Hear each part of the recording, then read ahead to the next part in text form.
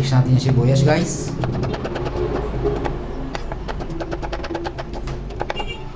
At syempre kung may sibuyas, hindi mawala yung mahaba na sili. Pangpabango po yan.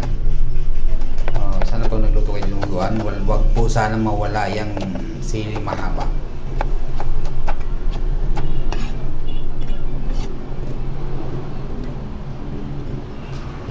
Kailangan po marami siya para mabango ang linuguan natin. Siyempre, hindi mawawala yung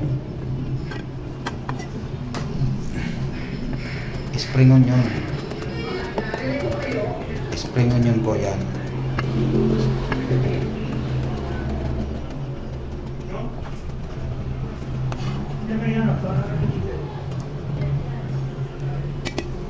And then, lemongrass. Tinatawag natin ng tanglad sa Tagalog, ano?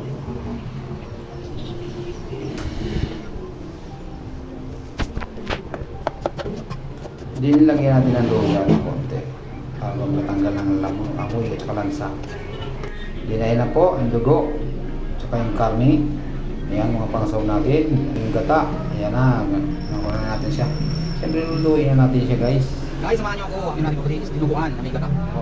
Prepare na natin. Samahan nyo ako sa pagluto kung paano natin gawin ang dinuguan natin na may gata. Ayan, gisa muna tayo na ano. Lalagyan natin yung karne. Ayan. Pag mapulo na, siyempre, lalagay na natin yung isaw. Stop.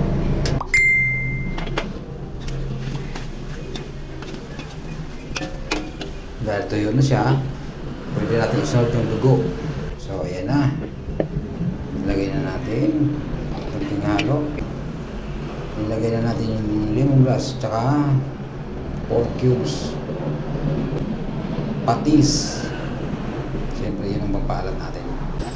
Hindi rin mawala yung soka, kunti lang. So, medyo sinuto na, nilagay na natin yung sili at tsaka spring onion. At siyempre guys, hindi na pwedeng kailangan tikman na natin. So maraming salamat sa nagsubaybay, no? Napakasarap talaga po may ginataang dinuguan. So shoutout po sa mga nanonood dyan at comment kayo sa baba, comment doon below para ma-shoutout po kayo kung saan umabot yung video ko. Maraming salamat po. Salamat sa suporta nyo. Bye bye!